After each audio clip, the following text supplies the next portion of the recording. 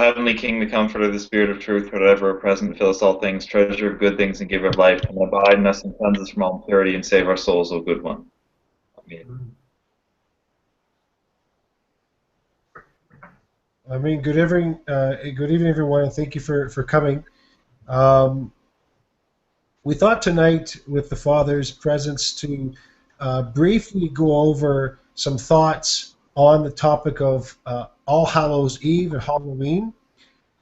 Those of you who've been around the bookstore for years know that we used to have the month of October with different topics. We used to deal with this booklet here. I'm not sure if you can see it very well from the camera there, but there's a book on Harry Potter, for example, the truth behind the story. And it goes through a lot of the history of different events that are outside of the church. And hopefully in tonight's conversation that we're going to have with the fathers, and of course with your input as well, because we do need your input, is other than the history of the events, that's one thing we can have a discussion on itself, is to understand what is the spiritual content of Halloween, right? I think that's what we're hopefully going to be discussing tonight. So just to give you guys an idea of what our hope is for tonight's conversation. So either Father John or Father Matthew, if you want to begin, and I'll insert where necessary. I think it makes probably the most sense for Father Matthew to begin with the background. So. Sure. Okay. I guess a little way by some of my own history on this topic. A few years back, after a few years, I guess almost 10 years back now, after looking into some of the information about Halloween and some of the things that we were sort of speaking about online and different things like that as Orthodox, one of the things that I noted was that a lot of the ways in which we were trying to counter the participation in this day or evening or whatever was through sort of tracing its roots and looking at the historical roots of Halloween to sort of show, look, this is a pagan festival, and connections with Samhain, the god of the dead, and some of the sort of pagan and druid sort of Celtic origins. And in doing that, what I discovered was that we were passing along a lot of information as Orthodox that other people were, I guess you might say, debunking. Now, whether they sort of fully were debunking it or not, I think that's sort of besides the point. But a lot of people were criticizing our critiques by suggesting that we were drawing on faulty sources, specifically a 19th century work, I can't remember the fellow's name at this point, for our information about Samhain, and that it wasn't a festival of the dead, but rather, all the other kinds of things that you'll hear that it was, and sort of explaining away more of the darker side of things that we were sort of identifying maybe as Orthodox. And in that, what I realized at the time was that regardless, I mean, I think it's a worthy study if someone really wanted to apply themselves with a lot of academic rigor to sort of seek through this, read articles on it and books on it, and actually sort of discern this and maybe even write something about it. That would be sort of wonderful. But in the absence of that, it seemed to me the most useful way to go about this was to look more about it as a contemporary phenomenon, and specifically, as I was speaking with Father John last night and Nico a few days ago, the ways in which, regardless of what the actual historic origins are of the feast, it's important to pay attention to the way that it's being, the narratives of it are being interpreted today by various neo-pagan groups, and from those kinds of perspectives, and the kind of identity that they're creating for themselves based on this. And I think from that perspective, rather than from the sort of historical perspective itself, presents a much stronger argument that we can sort of easily point to as Orthodox Christians for why participation in this quote unquote feast or festival or whatever activity um,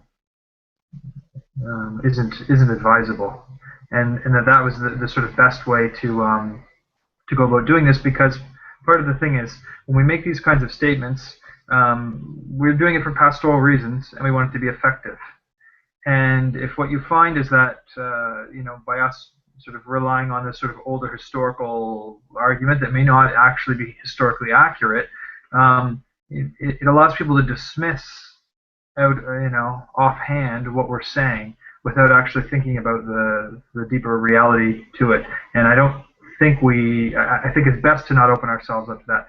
So that would be my way of sort of introduction by why I think it's best to, from my own personal research, why I believe it's best to sort of focus on it more in it as a modern phenomenon, both in popular culture, but also in the more sort of serious neo-pagan culture as well, because it certainly is very serious in that connection. And I don't just mean spiritually serious. I mean it's serious for them. They consider this to be well, as I think Nico mentioned to me at one point, but I've also read in an article on it. They basically consider this to be their Pascha. This is a major feast day for these contemporary neo-pagan groups.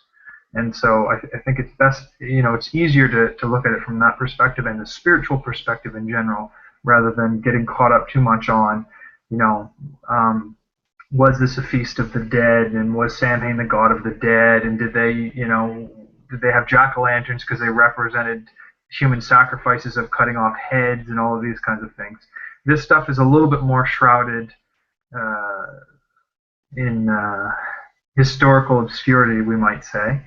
And so I don't think we even need to get too caught up from arguing it from that perspective. There are certain things that are undoubted. Yes, it's you could say, it's a feast of the dead in the sense that it signaled the end of one season, the season of plenty and all of that kind of thing, and they were entering the season of winter, which is symbolically the sort of season of death. It's through contemporary literature that that specifically this period of time, it was meant. It was understood that the veil between this world and the other world, or the world of the dead, was very thin. Things like that. So all of these do have very real sort of pagan roots or connotations that we can pay attention to, but I don't think that's the strongest way to go with the question. So sorry, that was a bit of a lengthy introduction to it, but hopefully that helps to situate where I think we should put our minds as Orthodox Christians.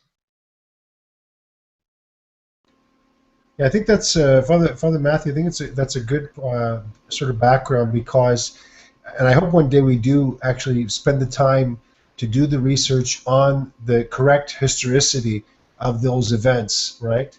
Yeah. From our perspective, for tonight, to be more precise, and it's interesting because I remember with my kids, for example, when now that people are decorating their homes with various things, and they'll see zombies, and they'll see tombstones, and they'll see blood and gore and stuff like that.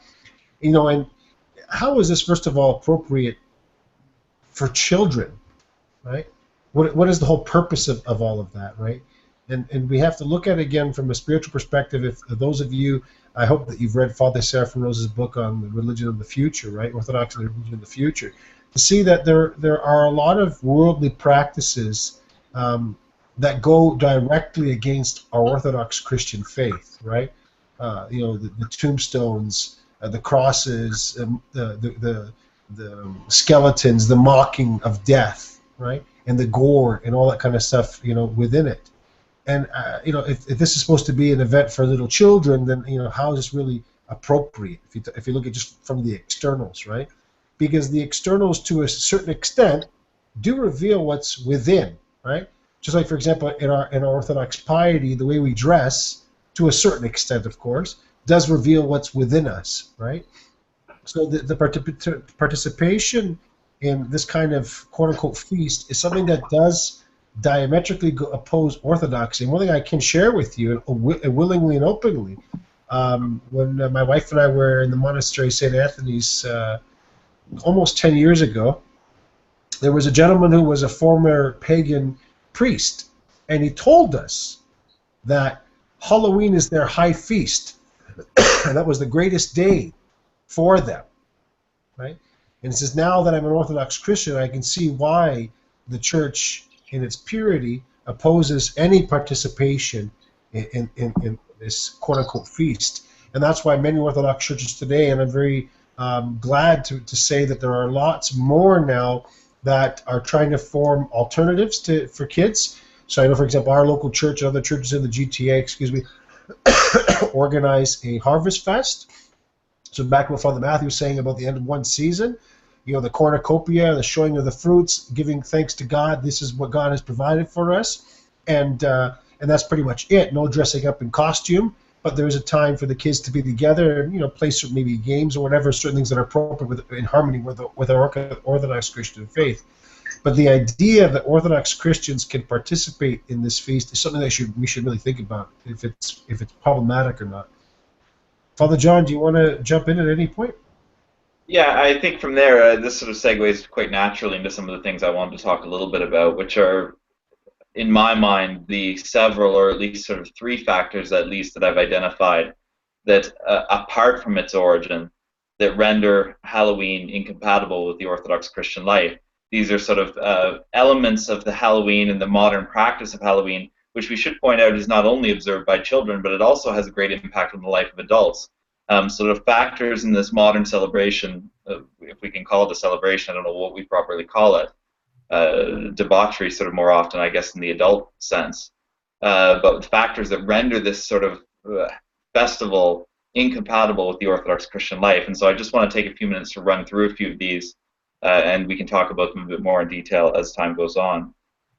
The first thing I think we should keep in mind is that just last Sunday, for those of us that were in church, we heard recounted as part of the gospel reading the story of the rich man and Lazarus.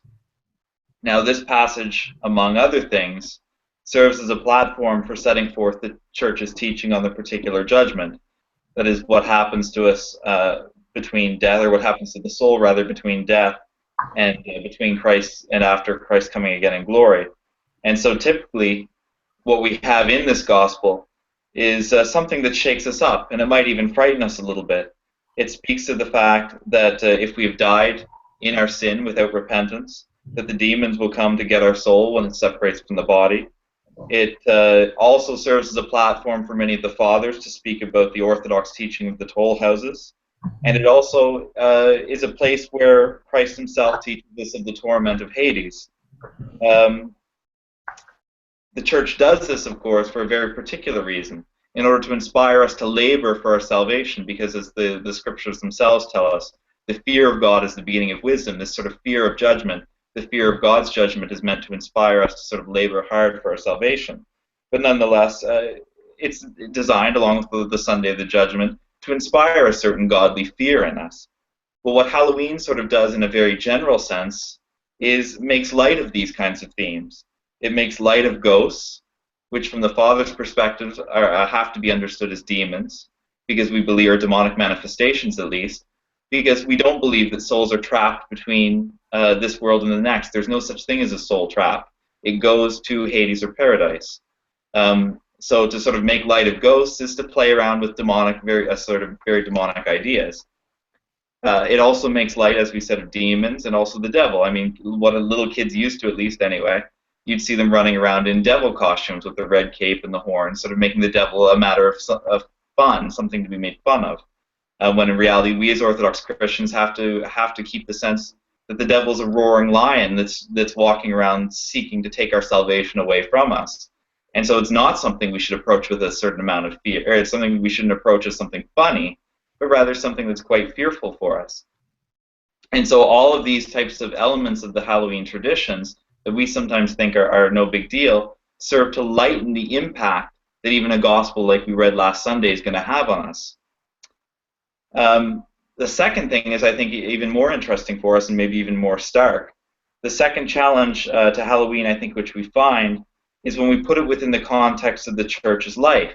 Where does it fall? Well, the reality is Halloween falls for us just before the beginning of the Nativity Fast. Just before the beginning of the Nativity Fast, just before we start preparing for Christmas. And so, because of this fact, I think we might draw a parallel between the celebrations of Halloween and the quote-unquote celebration called Carnevali that happens just before the outset of Lent, of Great Lent in some of the Orthodox countries. And to highlight this, I want to read to you a brief passage from our Father among the Saints, Nicodemus of the Holy Mountain, who describes the horrendous nature of these events in this Carnevali, just to give us a sense of sort of what he's critiquing. So this is in a section in his book called the Christoethia, which is, he writes a section called What Evils Christians Commit in Pre-Lenten Revels. He begins, who can recount the disorders created by Christians in the pre-Lenten seasons, and especially in the islands? One can truly say that at such times Christians all become demonized, for they dance, they play instruments, they sing without any pangs of conscience, even the oldest among them. And anyone who does not dance or sing is regarded as crazy. Men wear female attire, and women male attire. Each person wears elaborate costumes and masks, which are commonly called musanes. At this time, there is no difference between day and night, for the entire night, just like the day, is spent in dancing, mischief, and frolics.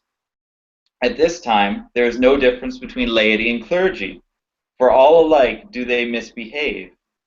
At this time, if I may so put it, wantonness celebrates, licentiousness keeps feast, inebriation makes merry, self-indulgence and prodigality exult.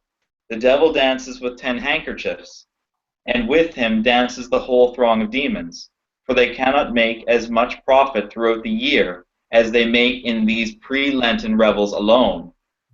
But virtue, sorrow, chastity is dejected, Christian modesty and conduct grieve, fear of God and the fear of hell and judgment are driven away.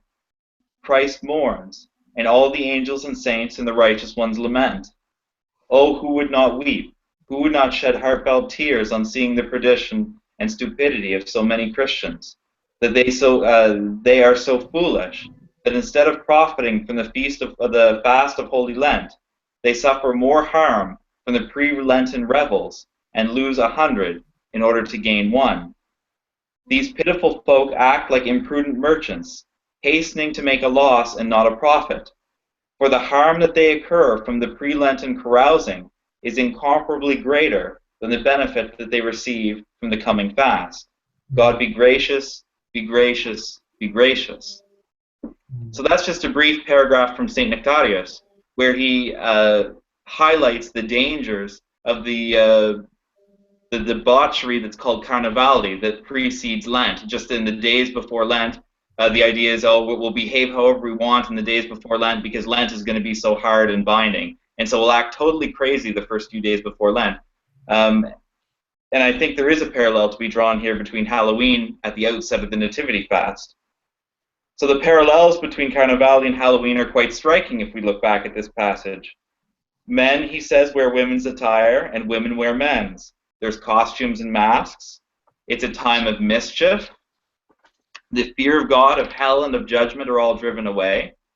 And anyone who, this is an important one, anyone who does not participate is regarded as crazy.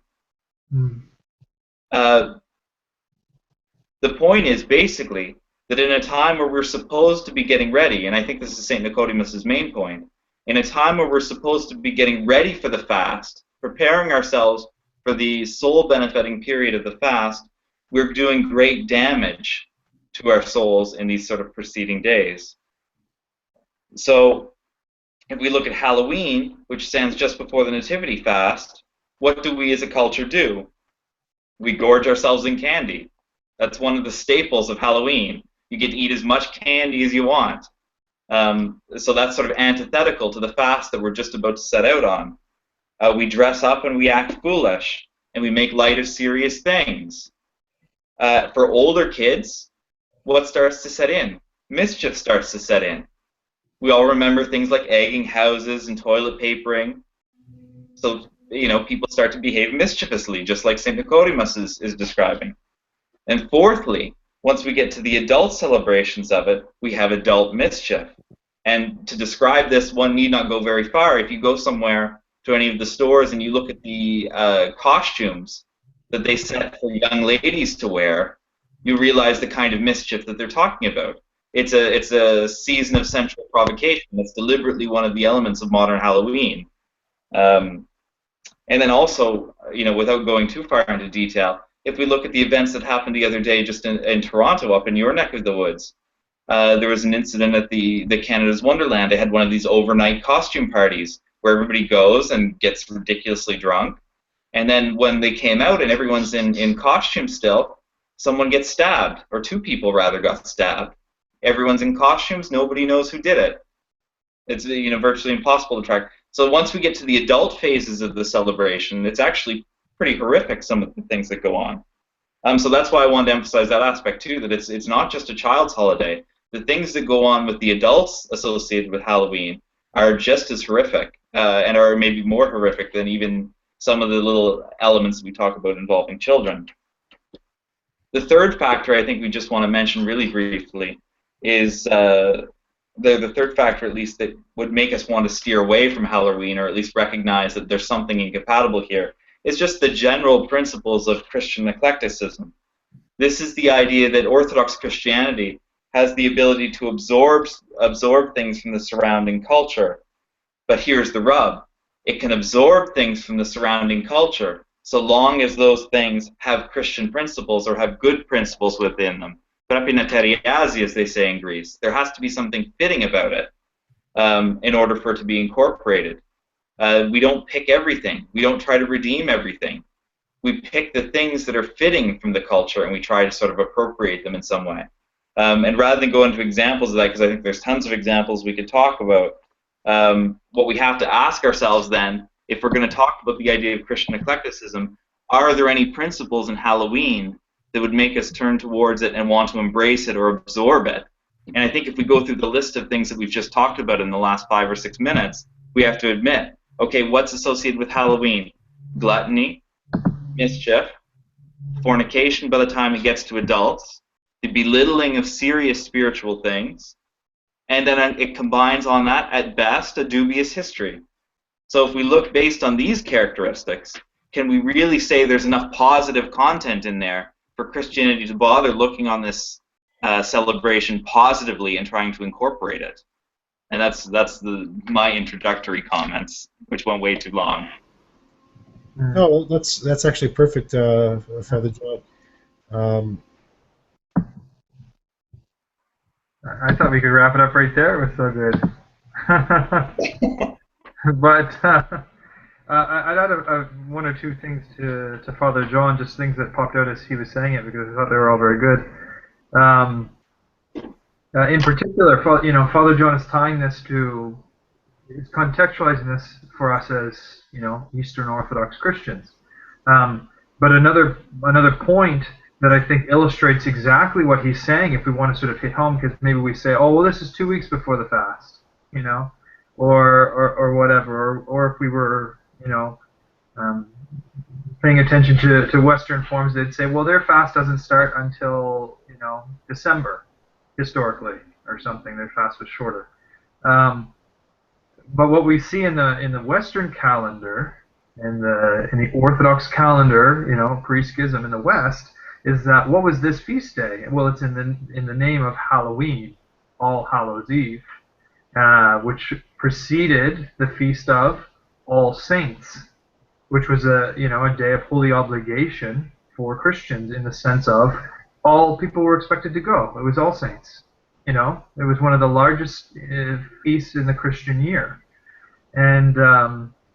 and so I think this just sort of further reinforces the point that Father John is making about spiritual watchfulness, because what we've come to the point is that this feast, which has had I think it's about 1,300 years. I think in the 700s, 800s is when they moved All Saints, as I recall, to this particular day, corresponding with this pagan feast or whatever.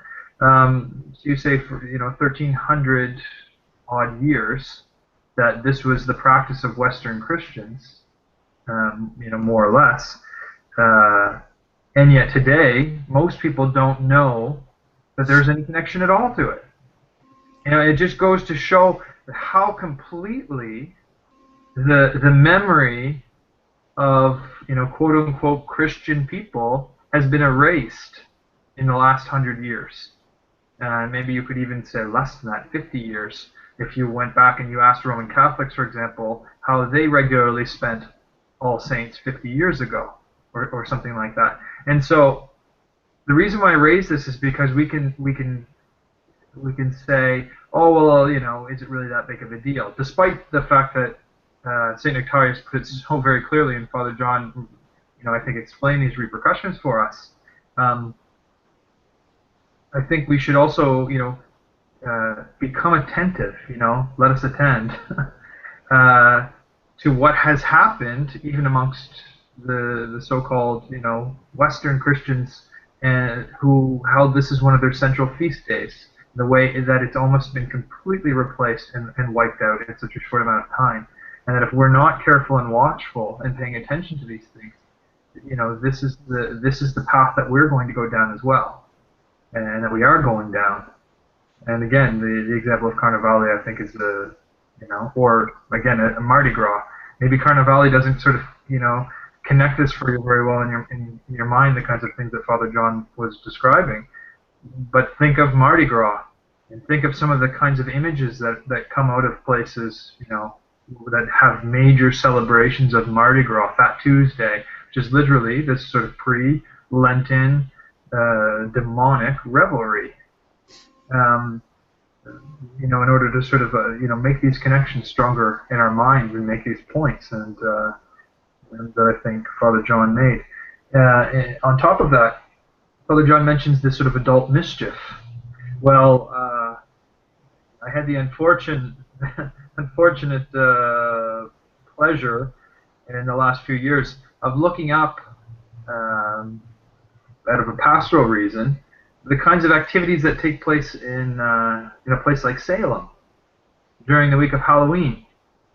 It's unbelievable. If you want to talk about adult mischief, though, unfortunately, it's not just contained to the adults; it's for children. But it's a week-long or 2-week-long festival of all of these kinds of things. And what are the kinds of things that if you really want to have a great time, that you can participate in? Well, you can participate in seances. You can, participate in, using Ouija. You can be in part of real neo-pagan magic circles. Calling on the spirits of the four parts of the earth. I mean, these are the real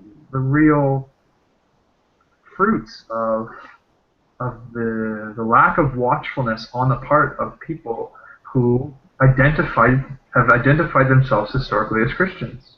We're talking about it in a Christian country. We're not talking about, it didn't begin first with a group of neo-pagans who had embraced paganism again, and then did all this. The roots of it are that so-called Christians lacked watchfulness, and this is the place where we've come. So I mean, that was one thing or a few things I had wanted to add to Father John's, or that I thought of as a result of that. I don't know if you guys wanted to add more or respond. I think these are very good points. Both the fathers are raising, and Father John, back to the point we were talking about for the children, right? And the reason why there's such a primary focus on the children, it's just like in the church, right? In the Orthodox Church, we baptize children at a very young age, introduce them to Christ at a very young age, have them participate in all the mysteries, especially of all Holy Communion, at a very young age, and so these secular feasts do the exact same thing, right? They want to be trying to get the children when they're young, right? So that these habits are formed, because these are doors that are opening up. When, as Father Matthew mentioned earlier, right? Even just joking around playing with the Ouija board. Well, even if you don't believe in it, well, the demons, they don't care what you believe. That you give them an opening, and they're going to take it, right? And even the form of garb that people wear during these days, whether they be adults, right? And there are even holy canons that talk about this. For example, there's a canon from one of the councils of Carthage talks about abstaining from all appearances of evil, right?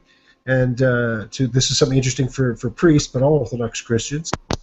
From the canon of Laodicea, care should be taken to see that the children of priests shall not give any mundane spectacles nor witness any. This, in fact, has ever been preached to all Christians to the effect that wherever there are blasphemies, they ought not to quote. Well, here, as I mentioned earlier, it's the mockery of the relics of the saints, the mockery of death that's being celebrated here, right?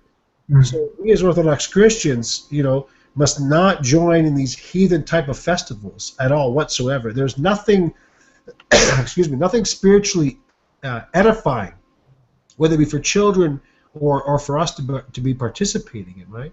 And if anything, as I mentioned from the outset, we'd be looking at the spirit of this day. If anything, if we were to go back to the Western pre-schism period where they were celebrating All Hallows Eve, well, if we want to do that, then why don't we, have a vigil at that night time and be praying for people? Are we people that we pray so much? Do we have an opportunity now that we should, relax a little bit? Well, obviously not. We can take these opportunities and turn them on their head, so that the benefit for ourselves, but also of people that have passed on, or those of Orthodox Christians that need help and prayer, as Father John mentioned from the outset, about the toll houses, right? For people that have passed on, they can't do anything for their salvation. So we who are alive, and we mentioned this last week, we have a spiritual, moral obligation to pray for them. So let's go back to the origins of All Hallows Eve. If we're going to be praying for the dead, then this is an opportunity for us Orthodox Christians. If we're going to harmonize anything, let's harmonize it upon that. Yeah, and I think that's where Father John is pointing to, evaluating, okay, if we're going to sort of meld in some ways or take up the best practices of certain secular or pagan or whatever aspects, they have to first demonstrate that there is some kind of principle that, how he says, that they fittingly match together or whatever. And I think Nico just drew up the way in which we can say, yeah, okay, sure, we can agree with both neo-pagans and maybe even historic Celtics or something like that, who looked on this time as a time to pray for their dead, to pray to their dead, to have sort of communication with them. Fine, we reject the forms in which they do that and wouldn't participate in it, but if we need to take any kind of encouragement about how we should act on this feast, then sure, take that principle just as Nico was suggesting, and and make this a time where we're having memorials being said, gather together for memorials, or in our own homes, to make this a time, intentionally when we're going to, pray for the dead. Not because we believe that the veil between the two worlds is particularly thin at this time. Not because we're being sucked into this sort of their ideology, their religion, as it were. But precisely because this is something that is good to do and ought to be done at all times. And if we want it to be our Orthodox response to what's going on in the culture, then we can say, sure, we'll also focus on death, but we'll focus on death in the real way, by praying for those who, are not really dead, as it were, and certainly are not gone. So, and we may even be, but yeah, we might even be mocked, and we have to prepare ourselves for the mocking, as was mentioned earlier, that those who do not participate in these carnavalia are going to be the ones that are going to be crazy. Well, this is the spirit of the world, right? And someone might say to you, well, that's just too Christian. Well, thank you for the compliment then, if that's what you're going to be calling it, right? Because, again, we have to look at, what is this all about, right? Like, what are these customs of Halloween? Are they simply innocent? Father John mentioned earlier about the costumes, the demons. Well, demons are real. They exist, right? And we have Christ. Christ is the light. He came to save us from the dominion of death and the devil, right? And we have to see who is the enemy of our salvation. The enemy of our salvation is the evil one. So he will take any opportunity to draw us away from Christ. He's not going to take us out, overnight. He works very vigilantly, slowly, as Father John mentioned earlier, like a lion, right? To see who we could devour, right? So we see again, and I want to stress it again, the mockery, right? The mockery of Christianity, if you really look at how this happens, right? And we see today, a revival amongst different satanic cults on these specific days, right? So we could take it from that perspective. We could take it from the worldly perspective. We could take it from the perspective, what is there spiritually edifying in this, right? And I wanted to actually share with you something from the spirit of this age, and it's a poem. It's by Paul Harvey, If I Were the Devil. And I'll read it to you because I think it's very pertinent. If I were the devil, I would gain control of the most powerful nation in the world. I would delude their minds into thinking that they had come from man's effort instead of God's blessings. I would promote an attitude of loving things and using people instead of the other way around. I would dupe entire states into relying on gambling for their state revenue. I would convince people that character is not an issue when it comes to leadership. I would make it legal to take the life of unborn babies. I would make it socially acceptable to take one's own life and invent machines to make it convenient. I would cheapen human life as much as possible so that the life of animals are valued more than human beings. I would take God out of schools where even the mention of his name were grounds for a lawsuit. Excuse me. I would come up with drugs that sedate the mind and target the young, and I would get sports heroes to advertise them. I would get control of the media so that every night I could pollute the mind of every family member with my agenda. I would attack the family, the backbone of any nation. I would make divorce acceptable and easy, even fashionable, if the family crumbles, so does the nation. I would compel people to express their most depraved fantasies on canvas and movie screens, and I would call it art. I would convince the world that people are born homosexuals and their lifestyle should be accepted and marveled. I would convince the people that right and wrong are determined by a few who call themselves authorities and refer to their agenda as politically correct. I would persuade people that the church is irrelevant and out of date and the Bible is for the naive. I would dull the minds of Christians and make them believe that prayer is not important and that faithfulness and obedience are optional. I guess I would leave things pretty much the way they are. So, I when I came across that poem, wow, how does it speak to the age of our time, right? We who are parents or entrusted to oversee children are accountable to Christ, how we raise these children. And if you look at a lot of the early Christian saints, even in the scriptures it talks about this, that so-and-so, would learn from his grandmother, from his father, his mother, Christian piety from a very young age, right? That's our goal as Christians, to not conform our ways to the ways of the world, to conform ourselves to the way of Christ, because he is the only one we should be pleasing. And if we seriously look at ourselves and say, with Halloween in particular, we can do this with any event, but in this case, particularly Halloween, if we honestly think that this type of festival is pleasing to God, if we really could say that with a clear conscience, then I think we've got a lot of other serious issues that we need to be looking within ourselves. I think the real issue is that we don't even consider, is this pleasing to God or not? Yeah, just to sort of build on that and a few other things that were mentioned too. I think the thing to remember here is, even in a poem like that where, he's sort of painting a lot of these, the actions of a lot of people. I think the thing to remember is most of this is happening unconsciously. When Nico was saying, for example, they want to indoctrinate us from the time we're children, well, the they mainly just means the demons. Yes, there are some people or some groups that are doing this in a very sort of intentional way, but for the most part, the way that this is sort of going on is rather a fruit of us losing our self-identity, rather as a fruit of not being watchful. And so I just wanted to sort of make that clear, because as Abba Dorotheus, next time that we get a chance to peek at it, one of the chapters we'll look at is on the conscience. And he makes very, very clear that the movement towards a life of holiness or the movement towards a life of evil begins in the small things. And he says, from the small things we proceed to the greater ones.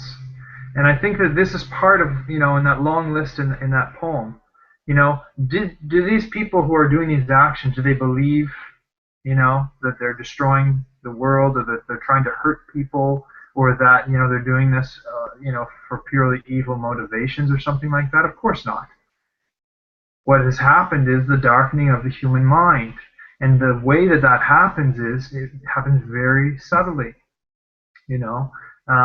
through committing small actions which build and build and build, and not going through the process by which to sort of remove this filth from our souls that in turn blinds us to the reality of ourselves, to the reality of the world, to the reality of God. And so, I just think it's important to sort of remember that, because it's very easy for us to say, well, what does it matter if I do this little thing? Again, as we'll see in Avidarotheus next time, what does it matter if I say this little thing? What does it matter if I eat this or do this? What does it matter if I go out with friends, and we kind of hang out and watch horror movies, on Halloween or whatever? Sure, you can say, what does the little thing matter? And it might be small as an individual action, but that might be the thing that will eventually lead down the road to greater actions. We have to, it's never okay for us to, as Christians, to say, well, it's okay if I sin this time. It's one thing to sin and get up, and confess our sins, and understand even that we fall into sins. It's a whole other thing before we engage in an activity to say, oh, well, that's a small sin anyway, and I'll just confess it, or I won't confess it. So anyway, I wanted to sort of make that clear that, even if we're not talking about sort of actual groups, though there are groups doing that, as we've sort of pointed out, in a more sort of intentional kind of way, that's not the point. The point is that the demons are there and happy to sort of encourage this. Nico quoted that poem, and I heard someone else recently quote the famous C.S. Lewis's Screwtape Letters. I don't know if you've sort of read this work or not, but very good work in many ways. But one of the main ways in which it was interesting was, I'm paraphrasing, but that this demon Screwtape saying the greatest thing that we did was convince people we don't exist. And that's part of not realizing the sort of what's behind some of the actions that we do and how we get to the places where we get. It's precisely because we're not attentive to this spiritual reality that's going on all around us. Before I pass this on to Father John or Nico, I'd just make two comments because it connects to things that they said earlier. About the children, Nico mentioned, the sort of ghoulish, garish kind of stuff, and how can this be good for children? Well, one thing, as I heard even reading up on this, that you'll hear out of whatever modern people or modern psychologists is that, well, the whole phenomena of children dressing up is they dress up in things that are their greatest fears or things like that as a way to learn how to sort of deal with them. And by doing this, they really, it takes the fear of it, and psychologically they realize that there's nothing to be afraid of. That's on the one hand from the perspective of the children. But this is not a healthy Orthodox perspective at all. It's rather what Father John says. It's not to teach our children not to be afraid. In the same way that we don't teach our children not to be afraid of lions, if we want to use that as a direct parallel. But what are we teaching? We're rather teaching them to be watchful, to demonstrate the right kind of caution around these things. Yet, are they things that can be fearsome? Of course they are. Should we live in fear of them? Of course not. The point is we learn how to be watchful, and that's the way that the fear disappears, not because we say, well, these things don't really exist or they're not really scary in the first place. And this is the same in the adult form with these Mardi Gras and Carnavali, where we hear, I've heard people in Greece say this to me, that these are sort of Dionysian revelries where this is the time when the people need to, let loose of all of the kind of restraint. And again, tying these things back to, modern theories of psychology, modern, I don't know if that's even the right word, but theories of psychology that say, we need to sort of release the sort of tension of this kind of the restriction placed by society and law and morality and all of these kinds of things, at least for this sort of small period of time. In both cases, we're not seeing an Orthodox understanding of what's going on here, and if anything, I think it's very clear the way in which this does great damage in the spiritual life. So sorry, now I've gone on a long time again, but Yeah, I think one of the things that we should add to this too, just on the theme of sort of the dulling of the conscience, I think it's important to keep in perspective that while we in North America are having this sort of debate about Halloween, and we'll even have, God forbid, we have Orthodox Christians who will debate about this topic. In places like Greece, with a directly parallel situation like Carnivali, for instance, I served in a parish where the rector stood up before Carnivali took place and said, if I hear of any one of my parishioners having attended Carnivali, having participated in it, he will not commune until Pascha. I mean, they understood, there was at least an understanding of how antithetical this was to the Christian life. And so, that's just a comparatively different level of conscience as to where we are today, where we're having to debate this issue. An issue which so directly parallels, in my mind at least, Carnivali. If you look at the descriptions of Carnivali, you look at the descriptions of what the modern practice of Halloween is, even apart from its demonic origins, there's a lot of very sort of striking similarities. In Greece, something like that is treated extremely seriously by many, many priests, probably not all, but I don't know. At least where I was, it was treated extremely seriously. And here in North America, we're just debating it. I mean, just to remind us, like, it's taken seriously elsewhere. Well, we're having our chats sort of trying to sort through this mess. And finding a whole variety of answers on the topic. Yeah, I think this is the other thing we should remind people is, we are speaking from a particular perspective, and if you go online or you talk to other people, sure, you'll find other perspectives even within Orthodoxy, even from clergy, on a lot of these topics, which is why, again, I think this is why we wanted to stress, most of the time you hear the argument from the sort of historical roots of it being demonic or not being demonic. And this is the grounds on which many, I think, Orthodox leaders allow it or don't allow it. Because if they look on it and they say, well, look, that's a bit far-fetched and a bit silly, then it's much easier to sort of allow it from that perspective. And in those cases, I don't think we ought not to judge these people, because if they're seeing it from that perspective, then it may be more of a valid perspective. But when one presents it from this aspect of the spiritual life and the spiritual warfare, and in that kind of a context, I think we would find a lot more consensus on the view if we focused on the topic from that perspective, and if we raised those sorts of issues rather than saying, we're somehow communing with the devil or something. We should put it in its proper context of the spiritual warfare, in the same way that, we do have activities all the time that are communing with the devil, i.e. when we sin. And framing it in that way, rather than, necessarily having to frame it in the sort of grandiose terms of, by going out for Halloween, I participated in a pagan rite or something, and not sort of, confusing things in that kind of way. Maybe we should open it up for some discussion to see if anyone has something to say. We've sort of talked a lot. There must be some reaction or questions sort of floating around. Yes. Nico, I just a couple. I wanted to bring up supposedly rational arguments that some people might make defending Halloween and the practices and so on and so forth. And this is just from discussions I've had with family members and friends and so on and so forth. And the two main arguments that they've come up with is they'd say, well, we don't actually believe in it. We're just participating in it. We have Christ in our heart, and it brings the people together, promotes peace, love, harmony, etc., etc., etc. And it's not necessarily denial of their faith.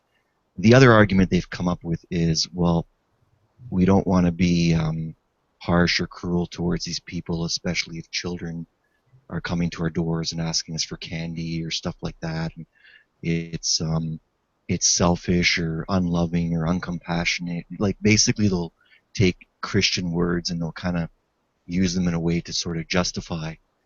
They'll take concepts like love, mercy, compassion, gentleness, kindness to sort of pit them against things we're not supposed to do, to sort of justify what they're doing. So I'm just trying to understand, like, how do we,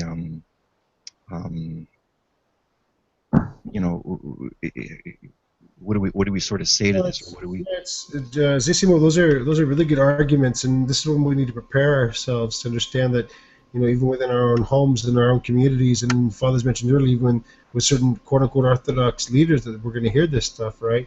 I'll mention something to you in half jest and seriousness. I've always pondered, to sit on my step or put a little basket, please take one each, and have a candy there, and put like a CD about Harry Potter or Halloween, all these things, and hopefully they would go home and play it, right, to take advantage of the quote-unquote feast, right? But Zissimo, back to your point about Christian love and that kind of stuff. Well, we have to put it in proper perspective, right?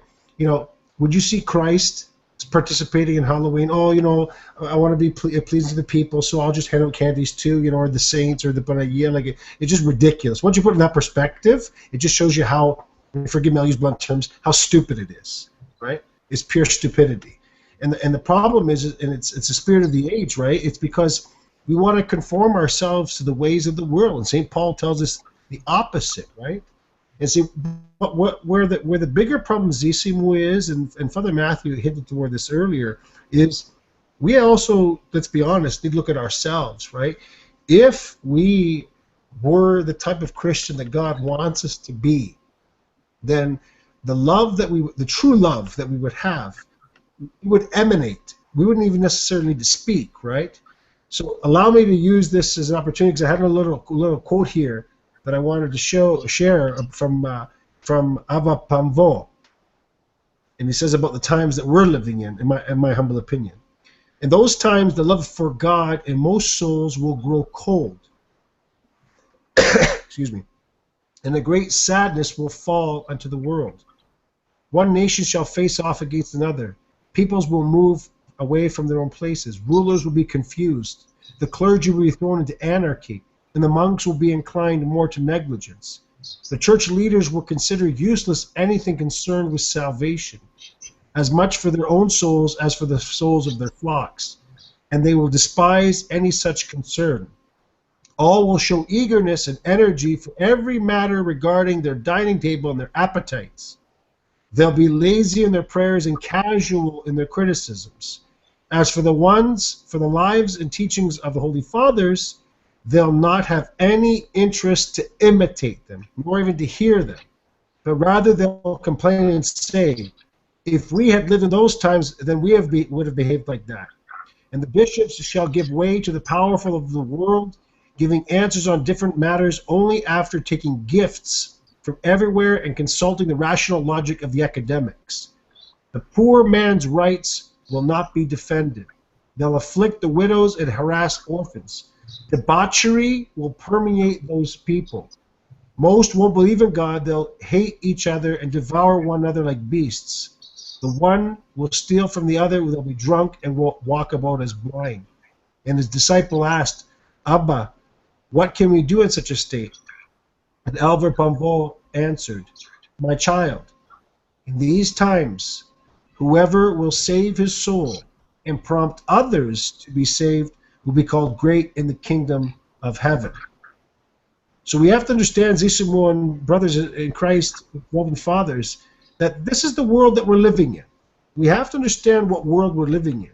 And so whether it be Halloween or whether it be with anything else, we also need to turn it back and look at ourselves, saying, if we were excuse me, those beacons of light that Christ says that we need to be in this darkness, in this great darkness, it would draw people away. So on the one side, we levy these criticisms, and rightfully so, because they are correct, but also looking back at ourselves and having a little bit of automipsia, our self-criticism, and saying, well, what am I doing? What kind of Christian am I? Because we said before, St. John the Chrysostom says, you give me 10 Christians, I think some cases even says 5, but we'll say 10, I'll conquer a city.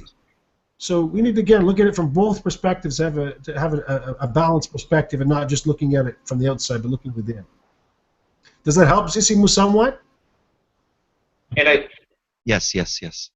I think the reality is, too, that we should keep in mind is that most of us aren't so advanced on the Christian porea, or the Christian sort of path, that we need to be overly concerned about apologetics and sort of explaining our decisions to everybody around us.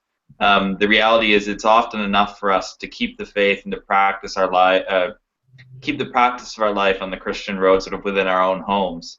And then, you know, maybe someday down the road, God will illumine us to be able to speak and explain our decisions to others better. But primarily, our main concern should be, okay, how am I going to raise my family in a Christian manner? How are we going to encounter this sort of swerve in the road, basically, and worry more about how we're going to do it within our own home for now, rather than worry about how we're going to sort of apologetically approach it. And on that too, you know, if you had to give a very simple answer, the simple answer is, I don't support the kind of negativity that surrounds Halloween. Because while you made an interesting point about it being a time of peace and bringing people together, Halloween decorations, the movies that are on the television, would certainly speak to the opposite. Yeah. You know, we can say, yeah, well, kids dress up like fairies, or they dress up like Superman, and sometimes they even dress up like saints.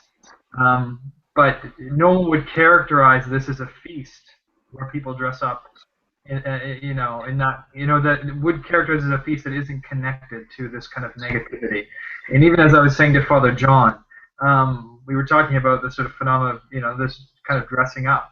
And it's interesting, at least it occurred to me, when I pictured kids dressing up, for example, in the summertime, because someone decided to throw some kind of a party where you had costumes, I wonder how many of those children would dress up like zombies and vampires and ghosts and witches. It seems to me that if you threw a party like that in the summer, people would be dressing up as superheroes and as, you know, like I said, fairies or different things like that. And you know, I'm willing to say this is up for debate. It's just a personal feeling. But there's something, I think if we look deeply within ourselves, and not even look deeply, look around, we'll see that the association with this time has nothing to do with sort of peaceful things, even if it does have to do with having fun. And so I think we can say that. I don't support the negativity of this feast. I don't like watching things where people are being hacked up into pieces and being, you know, murdered, and the focus on that kind of a thing.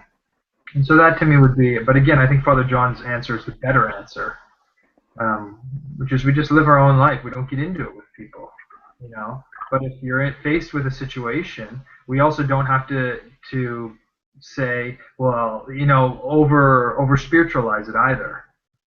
We can if we're talking about the reality of it, but I mean, you know, with most people, it's easier just to say, you know, I don't participate because I don't like the negativity, or, you know, things like that.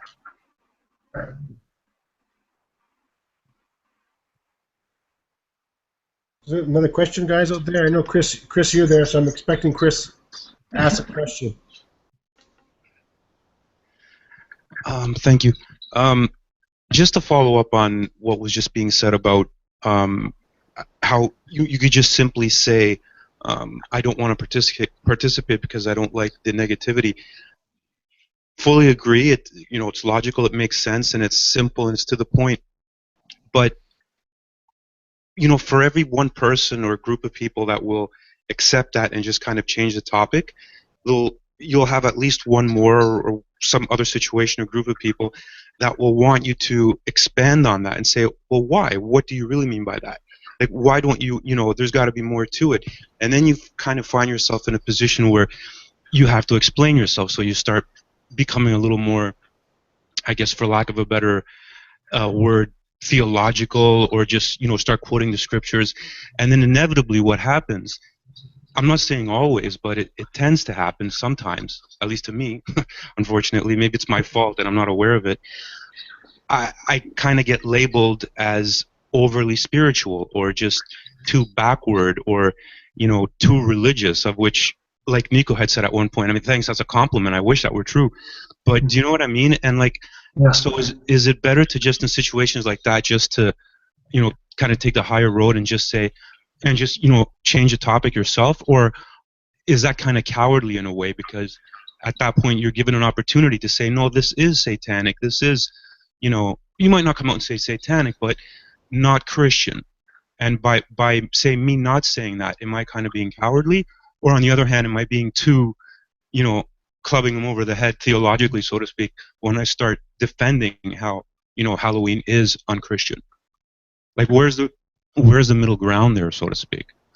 I would say one, it depends on who you're talking to. That's the first question. There's no one answer you can give for any situation, because it's always going to be dependent on who you're speaking to.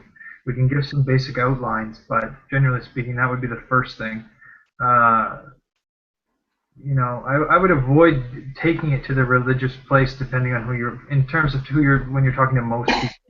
Because a lot of people that are asking you aren't from the religious side of things, and I don't think we need to take it there. I would, I think it's an undeniable fact that this is a holiday that glorifies killing and all things quote unquote evil. Just things that are disturbing, things that are meant to scare us and frighten us. That are connected to horror. All of those kinds of things that are connected to blood and all of the. And I think it's very easy to just sort of to keep it on that level. Say it's something I don't prefer to focus on that kind of thing. If they push you, I mean, personally, I don't recommend necessarily taking it to the scriptures and to all of this, because then you get into this kind of. Depending on who you're talking to. If you're talking with other Orthodox Christians who you know well, or something like that, then sure, maybe or family members that are practicing the spiritual life, then maybe this is an opportunity to discuss as we've been tonight, the spiritual warfare. You don't have to say, it doesn't have to be, oh, there's demons everywhere and this is all real. It can just be what Father John said. Mocking these things dulls our spiritual senses. So if that's the kind of spiritual reasoning that we make, I think we still sound quite, what's the word? I don't want to say reasonable, but reasonable to people who are going to judge us based on how we speak, even if the whole context of the spiritual warfare is reasonable. But you understand what I mean. It's approachable for them or something. That's at least part of an answer. If anyone want to add to that, feel free. Yeah, if I can add to that really briefly, Christo, I'll give you an example, again, some practical examples. In our community, we have a small, almost like not like a daycare, but where children that aren't really ready to go to school, and they'll meet. It's called like a tot spot for moms.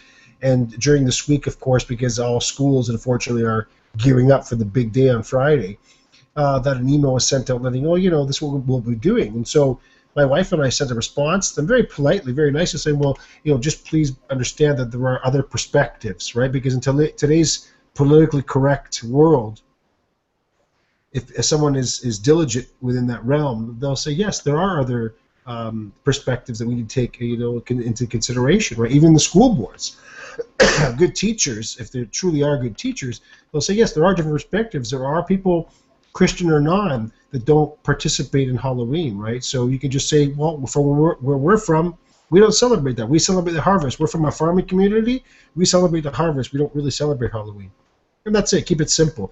We need to speak to the level that the person's at, right? Mm. And if they ask more, then we'll give them more, right? Yeah, cautiously. Yes. Because when we know that there's certain things that will give people a bad characterization because of their own, intentionally or unintentionally, we avoid doing those things as much as possible, so as not to wound their conscience, as it were.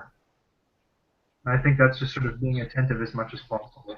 It doesn't mean outright lying. It doesn't mean, not standing up for our faith, but it means to do all things with discernment for the love of our neighbor.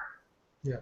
And you see that even Elder Joseph the Hesychast, a lot of times when he saw that a person's disposition was not, let's say, the best, he wouldn't even say anything, right? Maybe a simple answer, then move on, because we're not obliged to answer to every single question that we hear, right? It's nowhere is it written that we have to answer to every question that we hear, right?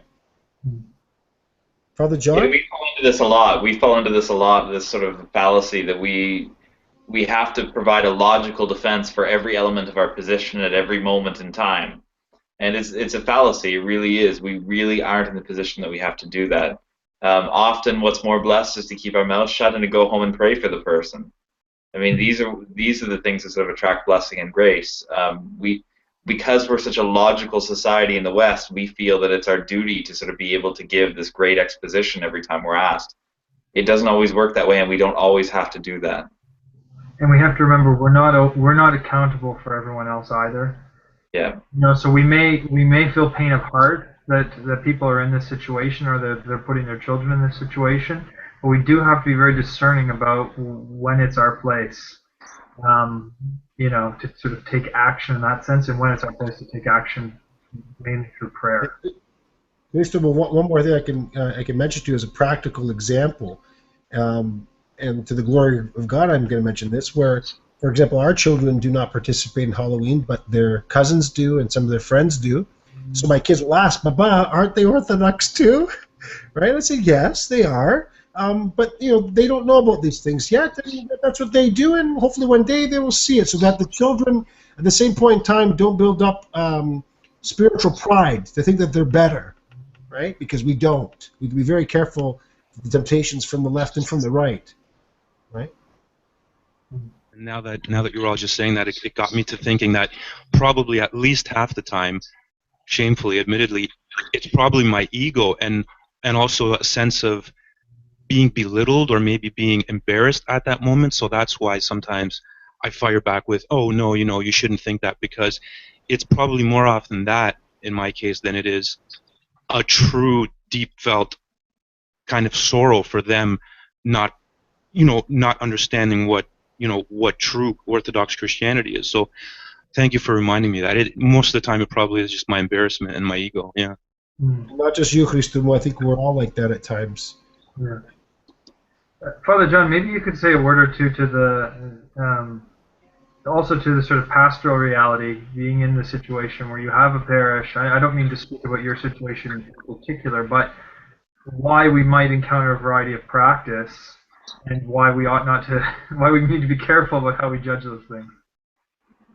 Well, I think we've already really talked about why we encounter a variety of practices. There's such a variety because there's such a variety of information on the internet. People do their best, and they honestly do, from my experience, try to search into things. They're conscious about it, but they encounter such a wide variety of answers that they end up sort of taking different paths. And the problem is when we have our passions, if we're inclined towards something and to want to sort of do something, we'll pick the argument that best fits what we feel like at that moment, and so that ends up sort of expressing itself in a variety of practices. In reality, from a pastoral perspective, I think we have to be really careful how we deal with these situations, because as we sort of pointed out, there is a lot of pride involved in things, and sometimes people have a long history of sort of practicing things in their homes, and it's not always easy to make the cut, sort of a harsh cut, once they've started to realize that this isn't an acceptable Christian practice. Generally, I don't know. I don't want to go too much into pastoral things in terms of, it involves sort of the practice of dealing with souls individually. So, yeah, I don't think there's any point in going there, really. I think we just have to deal with people very carefully, as we've tried to point out. We try to have discernment. We try not to sort of have our own passions involved when we are provoked to sort of respond to something, sort of, humble ourselves and say, that person doesn't know for whatever reason. They've looked into it and they just got some bad information somewhere or something, or because it isn't because these people haven't searched. They've searched and they found answers that aren't the same as the answers we found in the fathers necessarily. Yeah, and I think that's exactly right. And, and I also had in mind in the way in which individual pastors may be bringing their spiritual children, to the point where they can kind of do this, and it's a step-by-step process. And us, from looking on the outside, it's very easy sometimes to judge a priest based on what we see in the spiritual children, not having any clue of the sort of intimate dynamic of what's taking place within a human soul, and we don't know the kinds of sacrifices, we don't know the kinds of familiar, in terms of pressures from their family, from the wider, we need to start to maybe be more comfortable living in the gray areas of kind of seeing some of these things and doing our best not to harshly judge people or judge motives that we perceive to be there that may or may not be there. I just thought that was important. Can I just sort of add something? Okay. Is it in situations where we're put in positions where we're being tempted or urged to participate in something? Can we just simply say, you know what, I'm sorry, it's contrary to my religious beliefs, and I just choose not to participate, and just leave it at that? Now, at the same sense, when we do those say certain things, and just shut our mouth and put our head down and start praying, we're going to be put in a position where we should expect persecution. We should expect of being accused of being uncompassionate, unloving, judging, derogatory, or all kinds of things. So when we're put in those positions, how do we, what sort of suggestions can you suggest when we're being persecuted? Like, what sort of things can we do to... Well, it depends. I think we have to be careful with the language of being persecuted. Oftentimes, and I'm saying this from someone who's speaking from his own knowledge. Often when we use the language of persecution, we put ourselves in that position because we responded poorly to somebody else's interaction with us. The reason somebody turns on us harshly, 9 times out of 10, is because we poorly responded to how they were dealing with us. So that's the first thing I think we should do. When we feel persecuted, we should use it as an opportunity for humility to say, probably I messed this up somewhere along the line. I didn't respond with humility to the way this person asked me or the way this person stated something. And so I think our first action in that situation should be to try and humble ourselves and realize that, look, I probably dealt with this poorly. There's something I said that aggravated this person, and I brought myself to this basic position.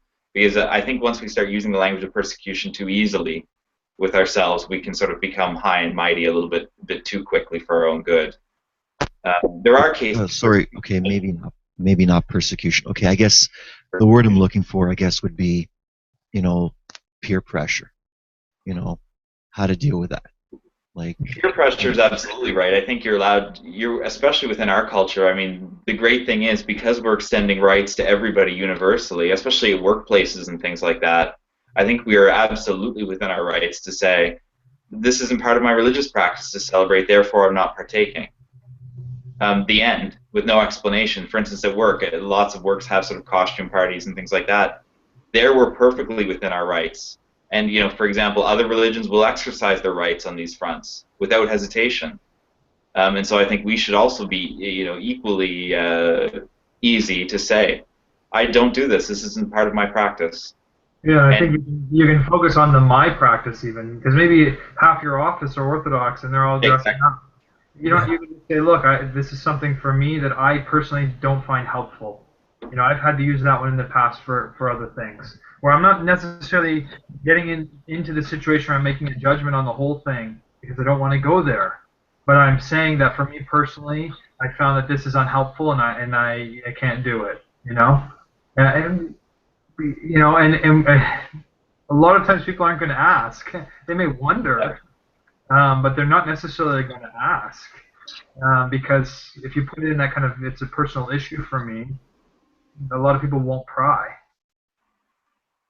So again, I mean, I think part of it is trying to figure out how to make our way through. It's uncomfortable. No one wants to be in the position where they have to refuse and feel like it's awkward or they have to speak up, but sometimes, that's what our faith, calls for. When I say speak up, I mean to graciously bow out of things. It feels uncomfortable, maybe we're embarrassed. But that's sometimes what it's called for, and we don't have to sort of necessarily over spiritualize things. But in terms of the peer pressure, well, that's another question. It really depends on the context. If it's with your friends, well, yeah, it's going to be tougher, right? But at the same time, you can also be more honest with your friends than, say, in a workplace, because they're supposed to know who you are, and you're supposed to be able to be a little bit more frank. Maybe same with family, depending on the dynamic. There's no easy answers. If you want a way out, be busy that night. Schedule other things. Like there's simple ways to get out of activities. I have to go visit my whoever that day and set it up and go do it. There are things that I think that ways around it. And Simon, if I can add one more thing to that, is sometimes just our tone, right? We don't have to have a negative tone. We can just say, you know what, I don't celebrate that. It doesn't have to be negative, right?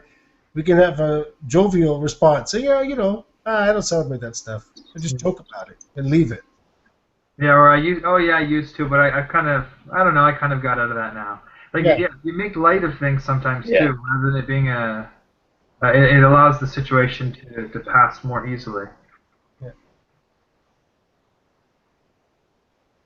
Because sometimes, I wonder, Zisi, more to all of us, sometimes I wonder, again, fathers jump in on this, if we're trying to please people too much.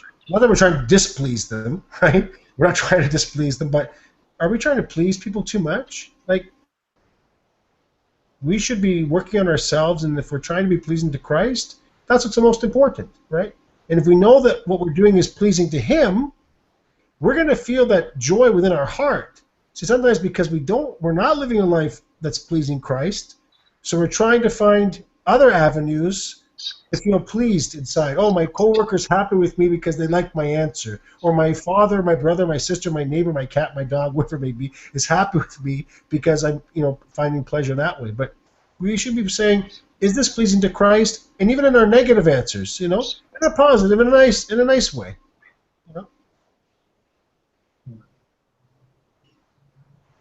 Yeah, maybe it's also worth mentioning too, because this goes out to sort of a wide variety of people. We're giving sort of our view for why we, believe this is the way one ought to abstain from it or things. But Nico already mentioned, and there are certain activities that Orthodox Christians will do, to help deal with this, especially when we're talking about children, to make it easier for them, And I don't think that's something that we should have a big problem with. Like Nico said, a harvest festival, or have all the kids over that are the kids in your church or your youth group. Plan a youth group activity that doesn't have to be, that's still fun, but doesn't have to be Halloween. There's there's nothing wrong with getting together and having a whatever kind of night, a movie night even, or whatever people want to do, whatever they're interested in as a group. And I think these are other kind of alternatives. I mean, the best thing obviously would be to have, or the ideal thing we might say, would be to have church services that night.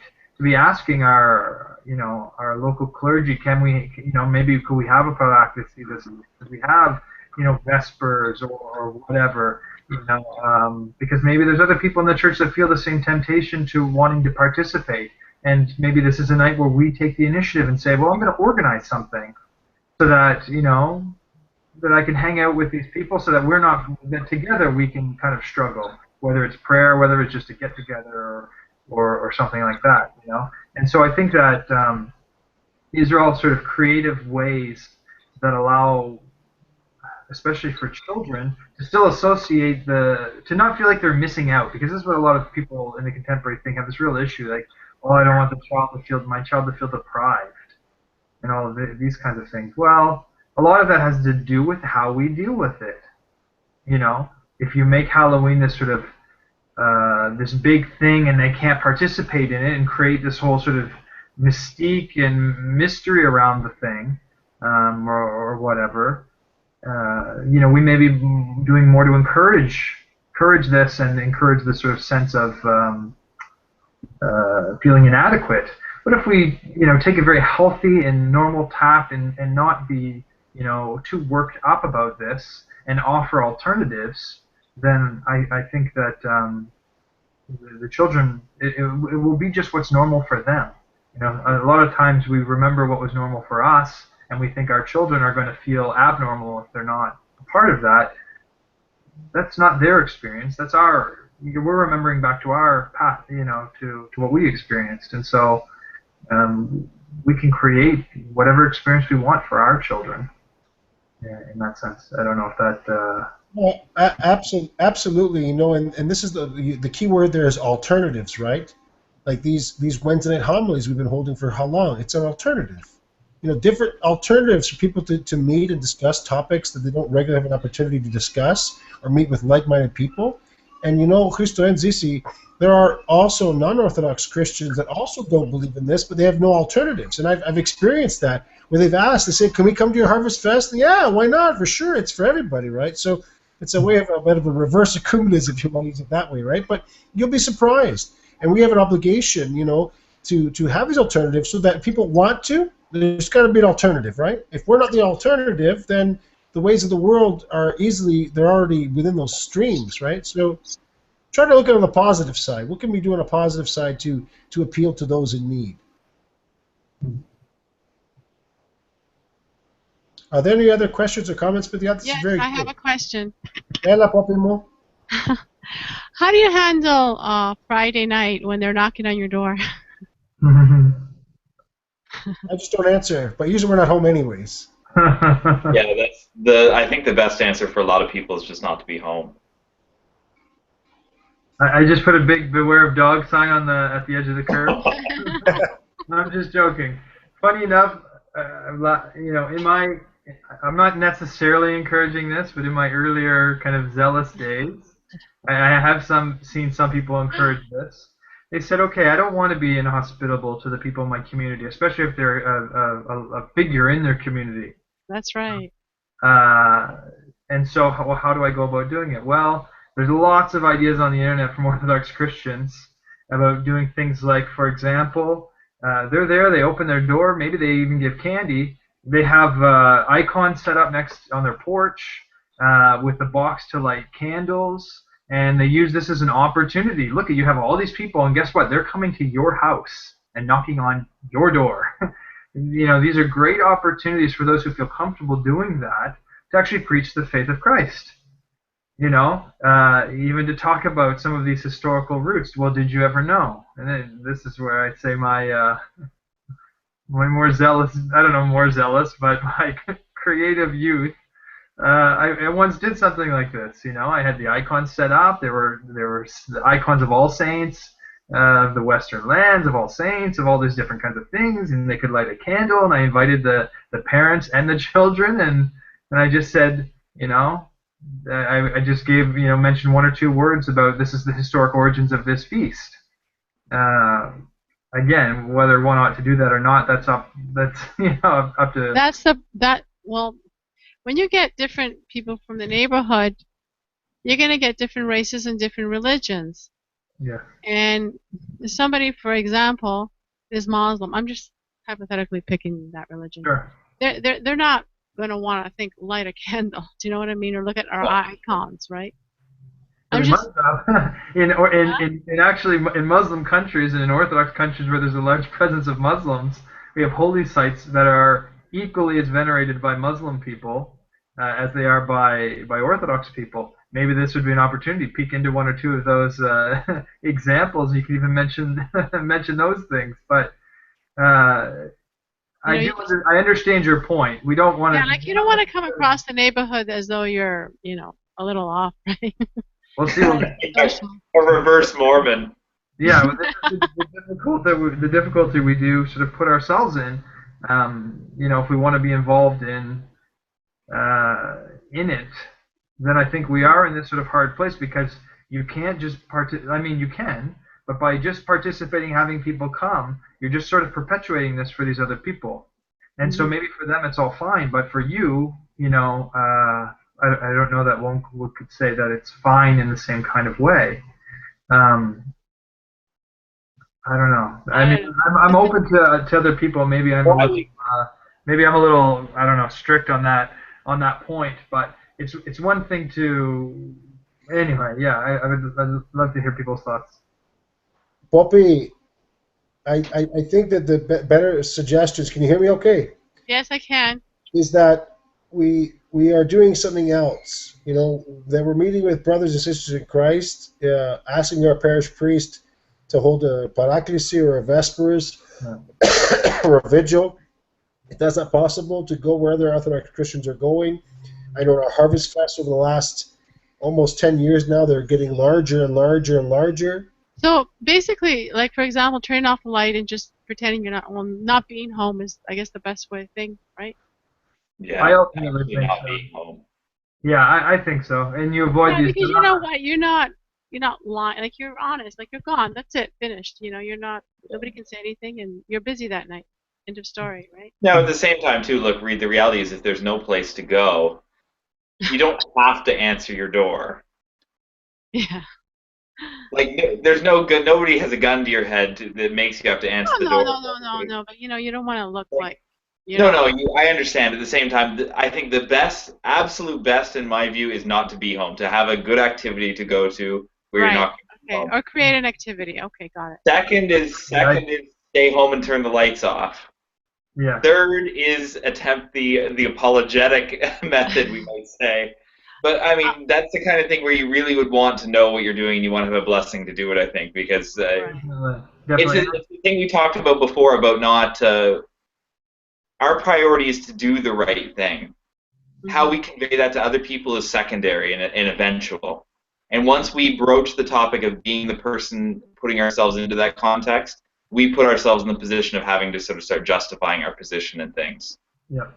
I have a question for Nico. So, Nico, when you email the school and you say, well, we don't really participate in Halloween, what do they say to you? Like, how do they... You know what? If you want, give me a quick second, and I'll just read you something. Give me a quick second. I'll pull it up.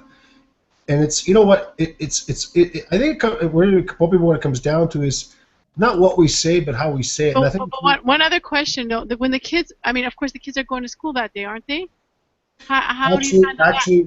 We don't. Our kids don't go to school that day. Oh, wow.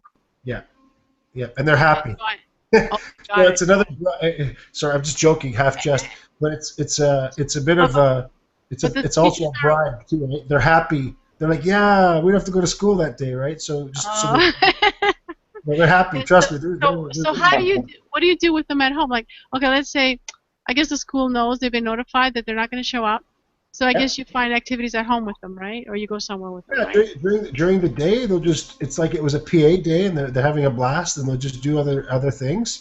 And then on that day, later on, we'll go to our church. They'll participate in the Harvest Fest with other brothers and sisters in Christ, and for them, it's like Father Matthew mentioned earlier, it's just normal. So everybody's happy. I'll read you the response from the person from the center. Okay, go ahead. She says the following. If you would like to dress up your child, feel to do so. Let's keep it fun and not scary for the little ones, and be mindful that some of our members choose not to participate in Halloween activities at this time of the year. Right? So what we do is, I'll call it a passive proselytization. Right? It's very passive.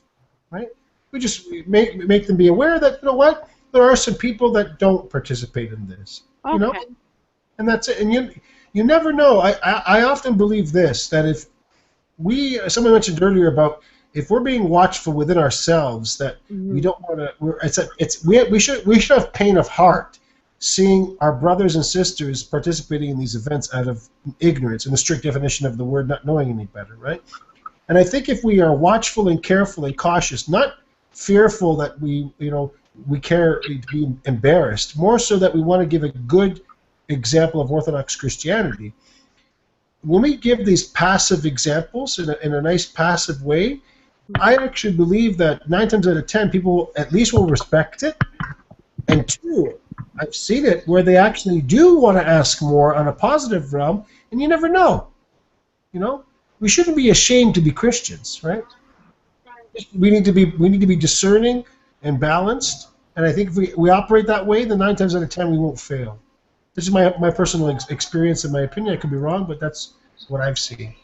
No, and I agree with you there, Nico. I think that's, and all of that is connected to us also not making such a big deal about this or whatever, by just taking it normally, in a normal kind of healthy kind of way, and seeing it in that sense. And then lots of times people are, if we're not making a big deal of it, people don't make a big deal, and they may come back positively. I've also had this experience where people have come back positively to ask questions because they felt comfortable to, because it felt it didn't feel as though it was a big issue or something like that. So yeah. But personally, I think if you have children that have been participating in these things for a long time, this is just, you're certainly going to have more of a struggle with if you've decided this is something you don't want them to participate in. And so it may mean, if possible, it may mean cranking up the activities to be a little bit more exciting. So the day that they're not in school, maybe a person has arranged vacation time around that, so that a trip can be made, or maybe it's some kind of an activity that the kids would find particularly fun, which is what's nice about having these harvest festivals and things like that, because year after year they'll look forward to those things just like the other kids look forward to Halloween. So, but again, it depends on the situation, and it's good to get guidance from your local priest where possible, or spiritual father, ideally. Yeah, because the basic principle, Popemo, is that everything we should be connecting back to our faith and to God. And so if we raise the kids that way, they'll naturally become that way. So part of the problem is that we weren't raised in that atmosphere. So we sometimes find compromises, right? We compromise things at times. So as the fathers have well mentioned today, that we have a balanced perspective, but also know within ourselves, what the roots and the sources of this feast are, and how to properly respond to it. Are there any final questions or comments before we wrap up? But yeah. I just wanted to say something, and maybe it's not the best timing because it's kind of, maybe it's more of an observation, but kind of like not a confession, but kind of I just wanted to share that my experience, because we're talking about Halloween, obviously, and obviously this is important. It's in a couple of days in the context of the timing.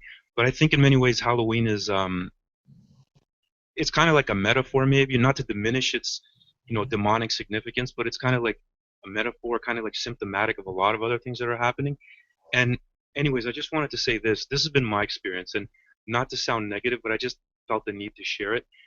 I have found that when I do say something like, year after year, not that it's always a bad or negative situation or controversial, but I have found that when I do say I don't celebrate Halloween, or I think Halloween is, it's demonic, or I don't, I'm not with that. I'm not down with that, so to speak.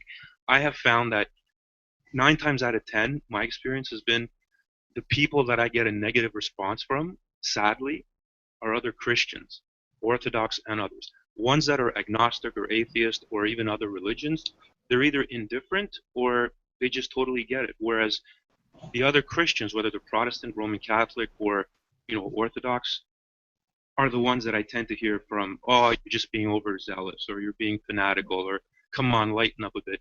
And I'm sorry I had to share that, but I just wanted to share that's been my experience. I hope it hasn't been others, but it's been my experience. And maybe it's just me being too sensitive to it, admittedly, but that's been my experience. So sorry I wanted to share that. Yeah, actually, I would probably, it's very common, but if I can comment, I would say it might actually be the opposite, is you being not sensitive enough. Forgive me for putting it that way. This is the way what we do. But in cases where we know, for example, I've talked about this many times with friends and family. It's easier for me to go to the house of or to be around non-Orthodox people when I'm fasting than to be around Orthodox people when I'm fasting who don't fast. And what I mean is, because it can put you in this sort of awkward position where normally you might be able to say, oh, well, I'm Orthodox and so I fast from this on this day. And end of story. But when it's an Orthodox person, you're sort of in a situation where you can't say that, and two, if you do say it, it can become a judgment that they perceive, whether you may have nothing to do with that. That's why I mean, that's what I'm saying about not being sensitive. I don't mean it in the moral sense, but that people I've often found when they're in a situation to feel inadequate or to feel that they're not doing something that they should do, a lot of the times they react, and the reaction has nothing to do with what we're saying, but how they're feeling.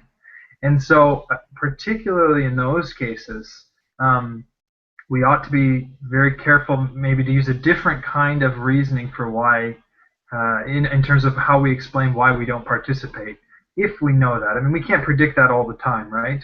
And sometimes it's appropriate for people to feel that. But I think at least so that it's not uncommon that you would experience that. I think all of us maybe feel like that at times when we're put into situations where we feel like we're not doing something that we ought to maybe, and we can have a tendency to justify ourselves. And I think that's sort of what you're speaking to there. But maybe if we're a bit attentive and find other ways that don't put it on the religious grounds, if we know that this person is a religious person and yet feels like that this is okay to practice, more the things that we said of, well, I just don't practice it, or I have it's whatever, or those kinds of things. I don't know if anyone wants to sort of add into that, but. Yeah, Christomo, it's a sad truth at times. And as Father Matthew just rightly mentioned, that at times it convicts their conscience, but in a negative way, because the truth, it hurts. And if sometimes we're not, even if it's a small truth, I'm not saying you're bashing over the head like a Bible thumper, but just something very simple, right? It might convict them within their own conscience, right? So, well, you might be very appropriate too. I don't mean to say it's inappropriate, but this is the reaction that we need to expect from sometimes and not necessarily be surprised by it. Sorry, Nico. No. Christopher, I'll give you another example, parallel. Can you hear me? Okay. Christoph, can you hear me? Yeah. I just wanted to say is I sometimes end up feeling bad after. I end up kind of regretting even bringing anything up, but then I think to myself, well, I should have. But then I start second guessing myself because then I feel like it becomes like almost counterproductive. Maybe I should just say nothing, Sometimes that's true, but I'll share something with you. I had this job one time. I was working in this restaurant, and one of the co-workers of mine, she was an animal lover, and she came up to me. She says, "Oh, I heard this wonderful story about this man who tames horses. He doesn't touch them, but he talks to them, and he does these things, and they become very tame."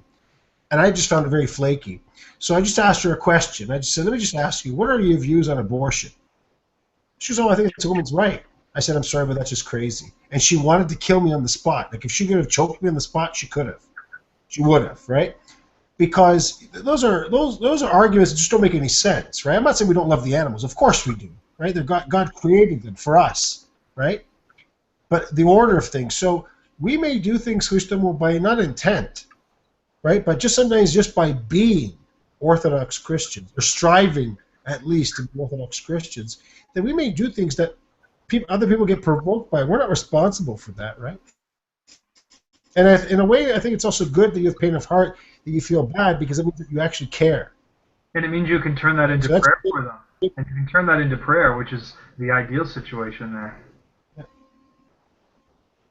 I know. For example, like in the church that I go to, there's a lot of Macedonians. When I say Macedonians, I mean Greeks, of course. And on the Saturday before the feast of Saint Demetrius, they have their tradition where they hold a psychosavato. I'm not sure if Father John, you experienced that when you were at Thessaloniki, or Father Matthew.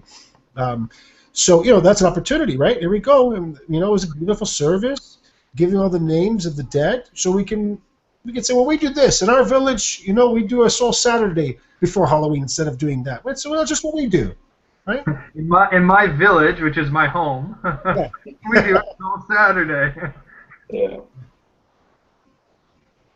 Anything else, Vidya? Any other questions or comments? Yeah, I just wanted to. Except for Simon? Oh, okay. That's okay. I just wanted to kind of say that sometimes giving in to the ways of the world or certain things that suggestions or participation in certain things, sometimes it seems easier. Sometimes going down the hill is easier than going up the hill. Sometimes just compromising might seem easier, or going with the crowd. I remember I listened to a homily by Yerondar Elder Frem of the Skeet of Sedai, or St. Andrews in St. Anthony the Great in Mount Athos, where he was talking about guilt, how